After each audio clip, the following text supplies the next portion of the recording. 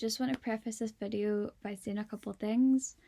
I don't have a script to it, I'm literally just saying my own thoughts and opinions. I still have a tremendous amount of respect for John Green.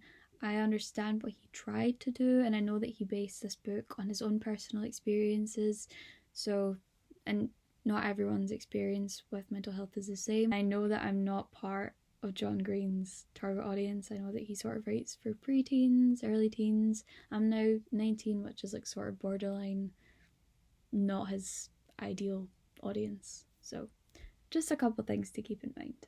Hello, welcome back to my channel.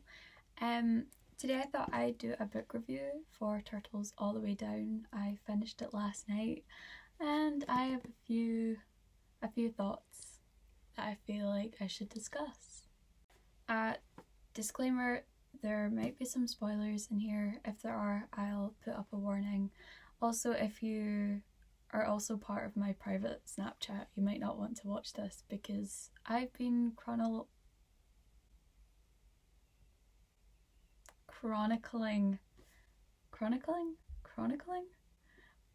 my journey reading this. So if you've already been part of that journey, you don't have to watch this because this is just like a recap. Basically, I felt like I hadn't been reading for enjoyment for a while. I'd taken advanced English in 6th year of high school and we were told what books to read. We could choose our dissertation pieces, but everything else was like on the curriculum, if you get me. So I felt like I hadn't really properly connected with the book that I wanted to read. So I went to Waterstones and I got some books, and this was one of them, and I thought that I'd just pick it up because I wanted to read it when it came out, but I was like, John Green, you know, do I really want to go back to like being 13 again? Probably not. But then I thought it might be kind of nice to revisit an author that I really appreciated and looked up to, and I'd heard good things about it, so it was just sort of like a light read. You know, that's what I had in mind. Overall, it took me about 3 weeks, but like if I'd read it continuously, it probably would have just taken me less than one. Like there's only 286 pages in this, so there really isn't a lot to it. But yeah, let's jump in with this. I'm going to read you the blurb and you can sort of just think about what the plot could be about. 16-year-old Asa is trying to be a good daughter, a good friend and a good student. She's also trying to track down fugitive billionaire Russell Pickett, who has vanished without a trace. Along with her best and most fearless friend Daisy, Asa sets off in pursuit of the truth and a $10,000 reward.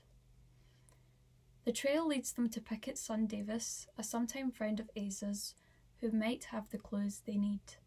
But as her compulsive thoughts spiral, take an even tighter grip on her mind, Asa finds herself struggling to keep her investigations and her life from falling apart. When I picked up the book and read the blurb, I thought it would be about sort of like a mystery, sort of a girl tries to find a missing billionaire, and it follows her journey along trying to find him, put clues together. Not as like severe, but like something similar to like the Alex Rider series where he's trying to like solve a mystery.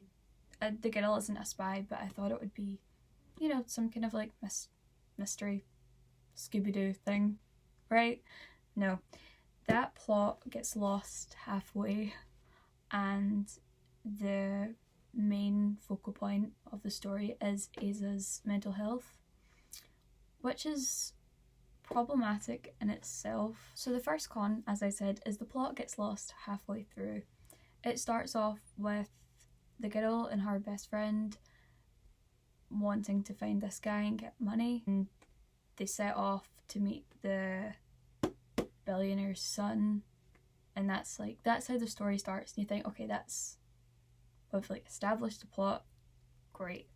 And then partway through, the story completely switches and you sort of forget about this missing guy, and everything just becomes about Asa's struggle with her anxiety, which I don't think is a bad thing, but I just think it's a bit bizarre that you set up a whole story and then just sort of brush past it.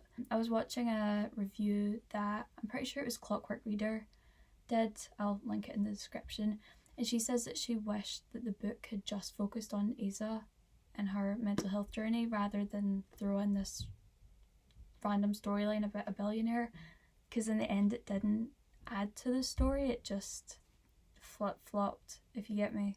Like, if there was a set structure and a set plot, I feel like that would have been more important than to just throw a bunch of random ludicrous things together.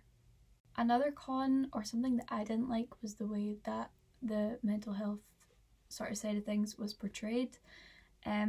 Although there were some pages that I was really hooked on, I have anxiety, and some parts felt really accessible to me. I felt like I could understand and relate to the character. There's a few pages where it's just an internal monologue about self-hatred and she just fights with herself, and I could relate to that. I thought that some parts were really well written, and then there were other parts that I feel like if I'd read this when I should have at like 13, 14, if it'd been out by then, I might have felt slightly less inclined to come forward about my struggles, which I could feel could do some damage. Asa's best and most fearless friend, Daisy, is horrible. She's really not supportive in Asa's struggle with her mental health. This isn't really a spoiler, but she runs a Star Wars fanfiction blog, which is another issue on itself. Like, those pages cringed me out, but maybe that's because I'm not part of like John Green's ideal demographic. But anyway, Daisy invents this new character and bases it on Asa and her compulsive behaviours, and she basically villainizes her. And because Asa doesn't have much of a support system, like her mum, she has her mum, but like some parents, she struggles to understand what's going on in Asa's head. So you'd think that she'd have her friends, but Daisy just puts the blame on her. She literally says that it's exhausting to be her friend, which really hurt to read. And the fact that that's sort of just how the book ends. It doesn't make much amendments with the fact that Daisy completely, as I said, villainizes Asa.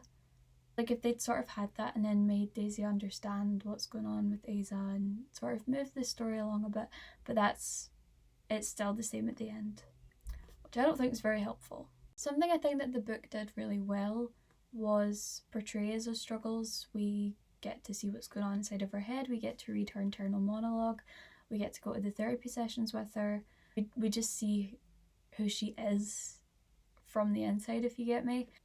And I think that there's like emotions in here and struggles that I've not been able to like verbalize, so to see it in this book has been great representation. It's been great to be able to relate to a character.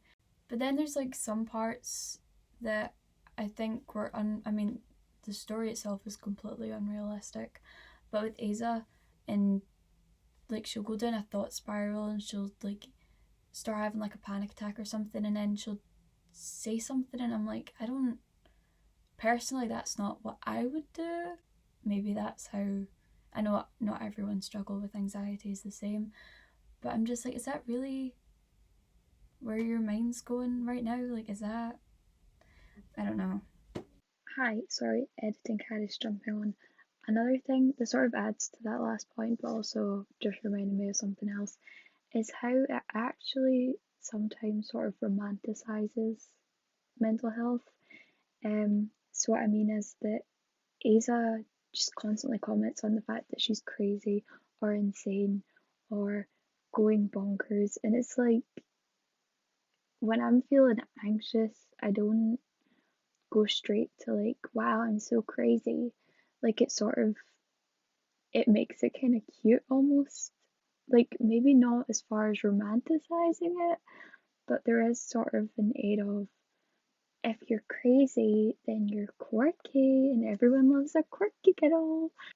So yeah, there are parts that I'd read that and I'd be like, can you please stop calling yourself crazy? Like, when you know that you've gone insane, well, you've not gone insane. Can you please stop saying that? You know?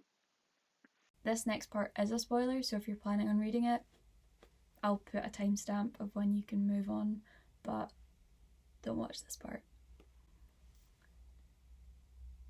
The ending. The ending is the laziest ending I've ever read in a book. Oh my god, I hated it. It sets up this whole thing. Where's the missing billionaire? What's happened to him? 10 pages towards the end, Aza tries to figure out what one of the pieces could mean. She figures it out. The missing piece is a code word for this empty sewage drainage pipe thing. And she's like, it smells weird down here. Perhaps dead body. That's not where my mind would go. My mind would be like, oh, we're in an abandoned sewer.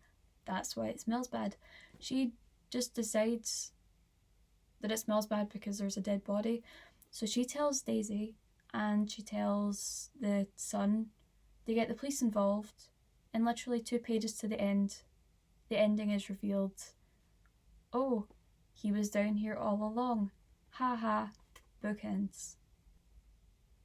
I finished it last night, so my feelings are still very raw towards it, but you made me read 270 pages just to completely end it abruptly. Tell me that the guy's dead. You don't get any answers. You don't find out why he's dead. What happened to him? Was it murder? Did he do it himself? Also, he leaves his entire estate to a lizard. His pet lizard. You never find out why. It is that it's because he believes that the lizards will live forever and they'll unlock the secret to eternal life. But that's it. You're leaving it to one lizard. So, yeah. So many questions unanswered. It's the laziest ending ever. I don't understand why you would write a mystery. As I said, completely abandon the plot throughout the book and then just sort of forget to write an ending and just end it. It literally feels like a waste of a book. It's a waste of time, it's a waste of money to get this book, but it just felt like a waste of time writing it. Also, I know John Green's sort of niche is to write about teenagers who have deep traumatic struggles, but reading this, it felt like it was a rip-off of The Fault in Our Stars. In the end, she's looking up at the sky and questioning life, and that's literally how The Fault in Our Stars ends. Hazel's on the grass looking up at the stars wow, life, am I right?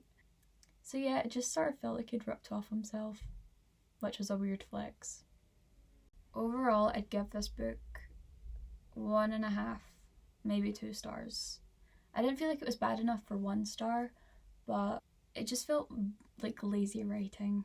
I really wanted to like this book, and I'd heard that it had a good portrayal of anxiety, which for the character it did, but for the way that people reacted to it and the fact that that wasn't resolved and that we're just supposed to go along with that and accept that her friend basically hates her because she has anxiety and OCD didn't feel good.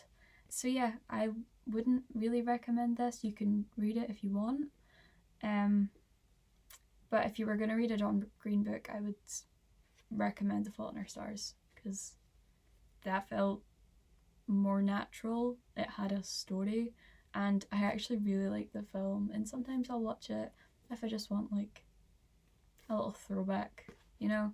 Yeah, I wouldn't get this. This cost me $7.99. If you're gonna buy it, I wouldn't buy it new. Buy it used. Don't waste too much money. Don't waste too much time. Every time I picked up this book, I felt like I'm like, I'm like a couple chapters in, I should just keep reading. Halfway through, really want to give up, I'll just finish it. 30 pages to the end, I may as well just finish it. But like, every time I picked it up, I hated it and I wanted to stop reading. But I had hope that I would find out what happened. I thought that I'd unlock that mystery. Overall, don't recommend. I'm now reading The Caraval by Stephanie Garber, which my friend Eve gifted to me, and I'm 6 chapters in and I love it. I think it's stunning, so maybe once I'm finished that I'll do a little review, but this is just to get my thoughts and opinions out on that. Thank you for watching and I will see you soon. Bye!